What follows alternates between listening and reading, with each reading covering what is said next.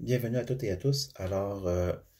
Mon sujet aujourd'hui, c'est les fins du mondiste. Je vous explique brièvement. Il y a présentement le coronavirus qui est très présent au niveau mondial. On a des gens qui font partie de certaines communautés religieuses qui annoncent la fin du monde. Voici, c'est un signe de la fin des temps. Mais ce n'est pas tout à fait exact et je veux vous amener certaines informations qui peuvent s'avérer intéressantes pour chacun d'entre vous. Alors, j'ai répertorié quelques événements de pandémie qui ont lieu à partir de la fin du deuxième siècle de notre ère jusqu'à aujourd'hui. Je n'ai pas répertorié tous les événements, mais seulement quelques-uns. Alors voici, on va commencer et ça risque de prendre au moins 2 vidéos pour pouvoir en parler. Donc, on débute. J'ai pris des notes, c'est certain que je vais avoir à regarder mon écran. De l'an 165 à 190 de notre ère, l'Empire romain a été durement touché par ce qu'on appelle la peste antonine, qui est en référence, dans le fond, à la dynastie des Antonins, une dynastie romaine, donc qui jusque-là dirigeait l'Empire. Certains historiens croient que cette peste aurait contribué, disons, au déclin de l'Empire romain, même s'il y a un débat encore chez les historiens qui existe à ce sujet-là. Mais il faut quand même préciser que l'Empire romain, qui comprenait plusieurs nations dans ses effectifs, a vu sa population dégringoler de 10 millions d'âmes, ce qui est absolument énorme. C'est triste, mais en même temps, il faut comprendre que lorsqu'on perd 10 millions d'âmes, bien, c'est certain que ça affecte un empire. Maintenant, on va à l'an 540 environ, donc la peste Justinien, qui aurait pris naissance en Égypte, s'est répandue à travers la Méditerranée, qui a décimé au passage l'Italie, qui n'a pas épargné non plus des cités comme Constantinople. D'ailleurs, Constantinople, qui est l'actuel Istanbul, capitale de la Turquie, qui est le passage, dans le fond, entre l'Orient et l'Occident, et cette peste a remonté vers l'Europe, dont les pays insulaires comme la Grande-Bretagne ou l'Irlande, donc qui aurait fait au total près de 100 millions de morts. C'est énorme, surtout sur une population qui est évaluée à cette époque-là entre 200 et 250 millions de personnes. Donc, dans les chiffres les plus négatifs, ça serait 50% de la population mondiale. 50%, c'est énorme. Et pourtant, il n'y a pas eu de fin du monde. Le monde a continué. Poursuivons maintenant. Nous allons presque 800 ans plus tard, donc 1347 à 1351, la peste noire qui aurait fait environ 100 millions de victimes sur une population globale d'environ 425 millions d'individus. C'est un chiffre qui n'est pas nécessairement exact, mais qui est approximatif. En Europe, la peste noire a fait plus de 50% de victimes, donc 25 millions d'individus, ce qui est absolument épouvantable et qui représente un chiffre quand même énorme. Au 16e et 17e siècle, la variole aurait décimé approximativement 75% de la population amérindienne. Comme si le massacre des colons contre les Amérindiens n'avait pas suffi, il fallait en plus que cette épidémie décime une population de façon très importante, une variole qui est extrêmement virulente et qui a fauché la majorité de ces populations. Bien entendu, il y a des colons qui étaient en proximité avec ces peuples-là autochtones qui ont été touchés également. Donc, il y a eu énormément de gens qui sont décédés par rapport à ce virus, ce qui est absolument épouvantable et très triste d'ailleurs. On va un petit peu plus loin, à Londres, vous savez, il y a eu une peste qui a emporté environ 20% de la population londonienne. Et ironiquement, c'est un autre fléau qui est le fameux grand incendie de Londres en 1666, qui a duré 3 jours en septembre 66, détruisant plus ou moins 13 000 maisons et près de 100 églises, ce qui a permis de mettre fin au fléau de la peste parce que c'était très insalubre. Les maisons, les églises étaient faites en bois, mais c'était pourri. Donc, c'est ce qui a permis la propagation de cette peste, mais en même temps, ce fléau, qui est l'incendie de Londres, a permis justement de pouvoir éradiquer cette peste. Et ensuite, il y a eu des lois qui ont passé en Angleterre concernant la manière de construire les bâtiments et aussi au niveau sanitaire. Donc, il y a eu quand même des améliorations. Il y a eu un aspect, disons, positif malgré que ça a été extrêmement pénible pour les Londoniens à cette époque-là. On va 250 ans plus tard environ, en 1918-1919, lorsque la catastrophe de la grippe espagnole qui a tué entre 50 et 100 millions d'individus à travers le monde. On appelle la grippe espagnole pas parce que le foyer était en Espagne, parce que le foyer principal était aux États-Unis, mais ça serait à cause d'un médecin espagnol qui a identifié, disons, le virus en soi, qui serait ce qu'on considère comme une H1N1, qu'on a déjà eu il y a quelques années, donc il n'y a pas si longtemps. Alors, ça leur a fait près de 100 millions de gens décédés à travers le monde. La population mondiale en 1918 oscillait entre 1,7 et 1,8 milliards de personnes jusqu'à l'éclosion de ce fléau. Si on accepte le chiffre le plus négatif, c'est environ une personne sur 18, donc 6% de la population mondiale qui serait disparue en une seule année. Voyez-vous, le chiffre en pourcentage descend de façon assez considérable. Donc 6%, évidemment, un décès, juste un décès, c'est un décès de trop. On ne souhaite le malheur à personne, on ne veut pas avoir de décès, mais malheureusement, l'être humain ne peut pas éviter tous les fléaux. C'est triste, mais on est face à une réalité. Mais poursuivons.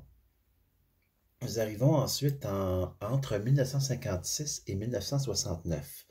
Deux pandémies qui nous proviennent de la Chine, dont la grippe asiatique et la grippe de Hong Kong. Ces deux grippes-là auraient fait, en l'espace de 13 ans, entre 2 et 5 millions de morts à travers le monde. Sur une population, disons, oscillant autour de 3 milliards de personnes sur le globe. Donc, encore une fois, on peut considérer, on peut constater que le pourcentage de décès est encore moindre. En 1960, les scientifiques avaient prédit de manière assez juste que la population mondiale franchirait le cap des 6 milliards sur Terre en l'an 2000, ce qui s'est avéré exact, parce qu'on est passé vraiment à 6 milliards en l'an 2000. Évidemment, ce qu'ils ont tenu compte des nombreux impondérables, comme les guerres, les catastrophes naturelles, la famine, les maladies infantiles ou encore les virus. Je ne possède pas ces informations, malheureusement, mais il faut quand même rendre crédit aux scientifiques de cette époque qui ont quand même, il y a 60 ans, là, qui ont quand même prédit que la population mondiale passerait à 6 milliards d'individus sur le globe en l'an 2000.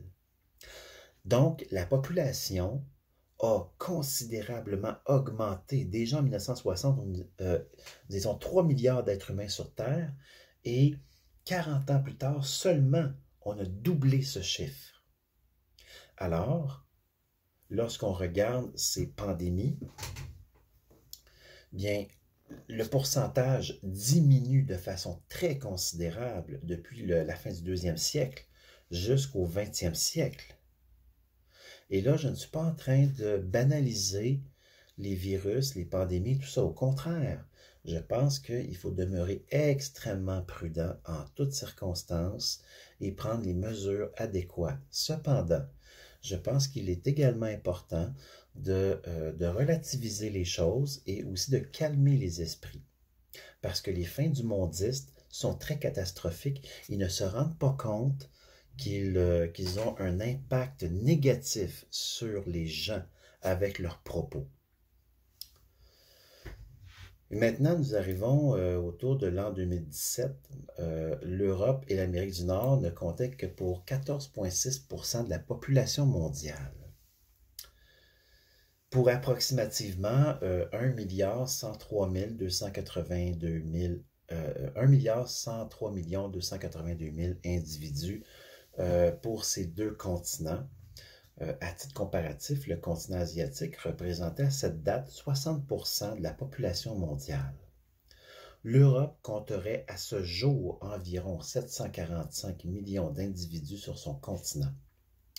Le nombre d'évangéliques s'élèverait à 23 millions d'individus sur ce même continent, comptant pour un petit peu plus de 3% de la population européenne.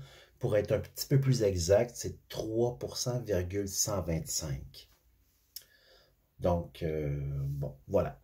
Aux États-Unis seulement, la population s'élèverait à environ 330 millions à l'heure actuelle. 330 millions d'habitants, évidemment. C'est dans ce pays qu'on retrouve la plus grande concentration d'évangéliques dans le monde. 97 millions d'évangéliques, ce qui représente 29% de la population américaine. Les évangéliques américains ont une influence directe sur le choix présidentiel et nous le savons, ce sont surtout les évangéliques qui vont élire le prochain président. Évidemment, c'est un nombre impressionnant, donc c'est normal qu'ils aient une influence tout aussi considérable. On recense dans le monde près de 670 millions d'évangéliques. La Chine compterait environ 66 millions d'évangéliques sur son territoire pour une population d'environ 1,390 milliard de Chinois, ce qui représente pour les évangéliques 4,7% sur le territoire chinois. Il y a donc 18% d'évangéliques sur le territoire européen et américain par rapport au reste du monde. Il y a environ 120 millions d'évangéliques sur une population Europe-États-Unis combinée de 1,1 milliard de personnes. Maintenant, pourquoi les chrétiens occidentaux sont-ils aussi alarmistes et catastrophistes par rapport au reste du monde? Comme si le monde tournait autour de l'Europe et des États-Unis. Ils sont toujours en train de dire à chaque fléau, à chaque élément négatif médiatisé, c'est la fin du monde, c'est un signe de Dieu, Dieu punit. Et Dieu est vu comme quelqu'un de sévère qui punit sans cesse. Mais poursuivons. Donc, en plus de cela, il faut considérer que les chiffres qui ont été avancés sont gonflés par les différentes associations d'églises évangéliques qui calculent de manière un peu aléatoire. Voici certains chiffres. J'ai les notes ici. Donc, on calcule les baptêmes qui sont faits dans les églises évangéliques. Et ces statistiques-là, qui sont locales, donc d'églises locales, sont ensuite données à la direction des associations des églises évangéliques afin de mesurer la progression, régression de leurs mouvements respectifs. Cependant, tous ces baptisés ne demeurent pas nécessairement tous dans les assemblées. Certains individus abandonnent le mouvement en cours d'année, alors que d'autres sont tout simplement irréguliers, assistant aux célébrations dominicales à quelques reprises dans l'année. Ensuite, par expérience, je le sais, les rapports annuels qui comprennent, entre autres, les finances des assemblées, la courbe de progression-régression des membres, fluctuent d'une année à l'autre. Il y a des gens chargés dans beaucoup d'églises des statistiques de fréquentation des membres inscrits pour chaque dimanche. L'affluence est beaucoup moindre durant l'été et les congés fériés.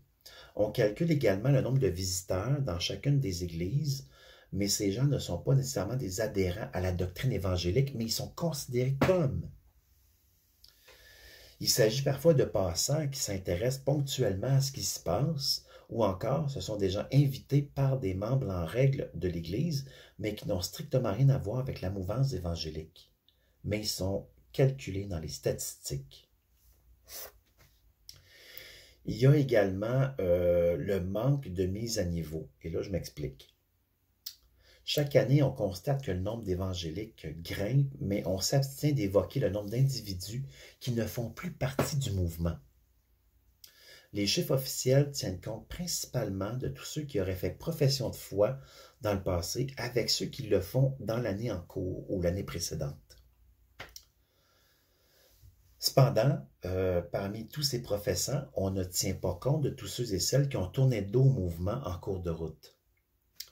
En France, seulement entre 2004 et 2014, on croit qu'il y aurait eu environ 100 000 évangéliques qui ont quitté le mouvement.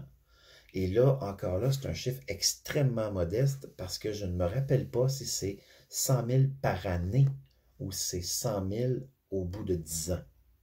Donc, à vérifier. Mais ces 100 000 évangéliques-là, si on prend le chiffre le plus modeste, demeurent encore dans les statistiques actuelles comme évangéliques pratiquants. Par comparatif, on recense plus d'1 milliard de catholiques dans le monde, mais on calcule à partir des baptêmes. Mais combien parmi ces catholiques sont pratiquants? Très peu si on considère le nombre de baptisés et le nombre réel de fidèles. Parce que l'Église catholique fait la même chose. Ils calculent le nombre de baptisés pour gonfler leurs statistiques et dire voici le nombre de catholiques, alors que la réalité de ceux qui sont fidèles à l'Église catholique est très peu comparativement à ceux qui ont subi le baptême. Je dis subir, mais c'est pas négatif en soi. C'est juste qu'ils ont eu le baptême, mais ils ne sont pas nécessairement des fidèles de l'Église catholique. Donc, le mouvement évangélique fait sensiblement la même chose. En somme, des centaines de milliers de personnes que l'on associe aux évangéliques, non d'évangéliques que le nom, s'y associant par défaut pour certains, puisqu'ils ont la foi en Jésus-Christ, oui, mais sont sans église ni dénomination fixe. Puis, pour certains se distanciant de ces évangéliques, puisque leur adhésion religieuse en fut une sur le coup de l'émotion, mais qui n'ont pas véritablement de fondement. Donc, c'est des gens qui n'ont pas nécessairement la foi, qui ont déjà été baptisés, qui sont calculés dans les statistiques, mais qui ont tourné le dos tout simplement et ont repris leur vie normale comme avant. Les chiffres sont donc gonflés. Combien y a-t-il d'évangéliques avérés? On ne le sait pas. Mais assurément, il est en deçà des chiffres officiels annoncés en grande pompe par les dirigeants d'associations d'églises. D'églises évangéliques, évidemment. Comme mentionné plus tôt, je parle en connaissance de cause, puisque j'ai moi-même fait l'analyse des rapports annuels d'église en 2004, comportant des chiffres entre 1971 et 2003 au Québec. De plus, les églises du Québec sont fortement supportées par de puissantes associations américaines. Tout cela pour dire que les évangéliques, ce sont les plus propices à nous annoncer une fin du monde parce qu'il y a tel fléau. Or, lorsqu'on regarde toutes les pandémies de virus que j'ai nommées, qui sont absolument dévastateurs, je le conçois, néanmoins, le monde a continué. Et plus on arrive proche de nous dans l'histoire, plus on voit le pourcentage de décès descendre de façon considérable. Le coronavirus actuel, il faut absolument être extrêmement prudent. Je pense que avec toute l'information que nous avons actuellement, nous devons agir de prudence, nous devons faire attention, il faut suivre les consignes de nos gouvernements, de ceux qui qui sont des spécialistes en la matière, donc de suivre à la lettre. Et ça, je pense qu'il faut le mentionner et le rementionner bien souvent. Néanmoins, pour faire taire les alarmistes et les catastrophistes, il faut quand même relativiser les choses. Le monde va quand même beaucoup mieux aujourd'hui qu'il l'était au 2e siècle, qu'il l'était au 10e siècle, au 16e siècle, au 19e siècle, au 20e siècle. Plus on progresse dans l'histoire et qu'on se rapproche de nous, au niveau historique, bien, plus on considère que le monde va quand même mieux que qu'est-ce qu'il était, sans toutefois banaliser d'aucune manière ce qui se passe actuellement. Au contraire, il ne faut absolument pas banaliser. Oh, je pense qu'il faut même être extrêmement prudent. Il y a quand même, selon les chiffres les plus modestes, environ 800 000 personnes à travers le monde qui ont été atteintes du coronavirus, donc qu'on appelle le COVID-19. Il y a eu, en gros, 38 000 décès. Un décès est toujours un décès de trop. Toujours. Et le chiffre risque d'augmenter de jour en jour. Malheureusement, c'est pas ce qu'on souhaite. On souhaiterait que ça s'arrête de façon drastique. Néanmoins, ce n'est pas nous qui faisons l'agenda du virus, c'est le virus qui fait son propre agenda, et encore là, il n'a pas d'agenda, il fait ce qu'il veut. Nous avons la responsabilité de tenter de contrôler sa propagation. Nous avons un rôle qui est à la fois individuel et communautaire. Combien de victimes fera encore le coronavirus dans les prochaines semaines, prochains mois, la prochaine année? Nous n'en avons aucune idée. Mais lorsque l'on regarde l'état actuel, si on prend en date d'aujourd'hui, le coronavirus aura fait 0,0005% de décès, et même pas 5. Donc, on est à peu près à, je dirais, à 5 pour 10 000 actuellement, si mes chiffres sont bons. Donc, c'est quand même encourageant lorsque l'on considère ce qui s'est passé dans l'histoire. Encore une fois, il faut quand même mentionner que nous avons tous à être prudents, à faire attention, à être vigilants pour ne pas justement faire augmenter le nombre de décès qu'on ne veut pas voir, qu'on ne veut pas avoir. Mais malgré tout, il faut quand même aussi relativiser et montrer la réalité des choses. Alors, à tous ceux qui sont des fins du mondistes, je considère que nous devons faire attention de ne pas être alarmistes. Nous devons propager la réalité tout en étant constructifs et positifs dans notre manière d'aborder la situation. Lorsque nous sommes dans l'alarmisme et le catastrophisme, nous sommes en train d'ameuter, de faire peur, de vouloir dire que, de manipuler les gens en leur disant « parce que vous n'avez pas cru en Dieu, alors voici pourquoi ça arrive ». Non, ce n'est pas ça du tout. La main de Dieu n'est pas dans ce phénomène. D'ailleurs, un biologiste très intéressant à écouter qui s'appelle Boukhar Diouf, qui a passé à la radio de Radio-Canada. En fait, c'est la radio, je dis la radio, mais en fait, c'est télévisuel, donc à l'antenne de Radio-Canada, qui expliquait que les virus ont une importance dans la vie sur Terre. Sur 3600 virus, 129 seulement seraient pathogènes. Il y a énormément de virus dans les océans, les mers, et que nous en avalons énormément lorsqu'on va nager dans l'eau.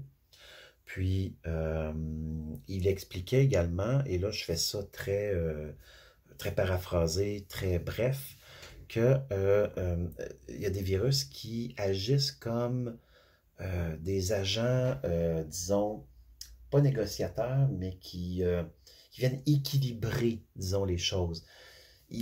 Boucard Diouf expliquait que c'est comme, il y a des virus comme des tueurs d'êtres forts. Il avait nommé en anglais, mais bon, je le traduis en français, ça ressemble à ça, qui kill le plus fort, qui tue le plus fort, afin de laisser les plus faibles vivre. Donc, il y a comme une espèce d'équilibre qui se fait parce que le, euh, l'élément le plus dominant, l'élément dominant, qui exploite les ressources, qui surexploite les ressources, bien, le virus vient mettre un frein à celui qui est le plus fort pour permettre aux plus faibles de subsister. Donc, il y a une espèce de comme d'équilibre de vie. Là, je vous fais ça là, très brièvement, mais vous pourrez faire des recherches à ce sujet-là. Alors, c'est un peu comme ce qui se passe aussi dans notre vie actuelle. Je pense qu'on est mis sur pause un peu tout le monde. Il y a un équilibre qui est en train de se faire, qui est en train de s'opérer. Et c'est peut-être un mal pour un bien. On ne souhaite absolument pas d'avoir des virus et encore moins des décès liés à des virus.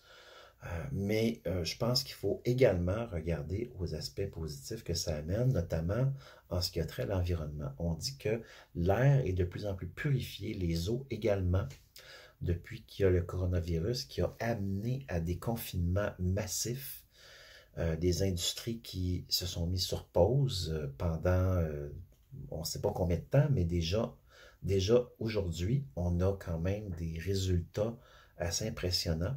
Un peu comme ce qui s'est passé à Tchernobyl en 1986 ou 89, dans ces eaux-là, du moins.